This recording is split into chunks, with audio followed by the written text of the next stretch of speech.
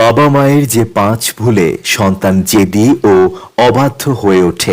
সন্তানের সঙ্গে নম্র গলায় কথা না বলে সবসময় বকাবকি বা চিৎকার করে কথা বললে আপনার সন্তানও আপনার ব্যবহার অনুকরণ করার চেষ্টা করবে। আপনার সন্তান যদি রাগান্বিত হয়, প্রথমে নিজে শান্ত হন ও পরে তাকে শৃঙ্খলার জ্ঞান দিন।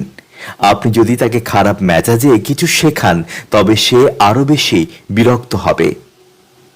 আপনি যদি সারাদিন শিশুর সামনে একই বিষয় নিয়ে কথা বলেন, তাহলে সে বিরক্ত হয়ে যাবে ও জেদি হয়ে উঠবে।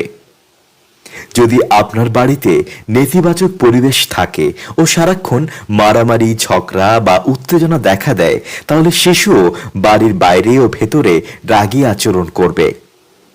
যখন কোনো অভিভাবক তাদের সন্তানদের একে অপরের সঙ্গে তুলনা করে, তখন সন্তানের মনে রাগ ক্ষোভের সৃষ্টি হয়।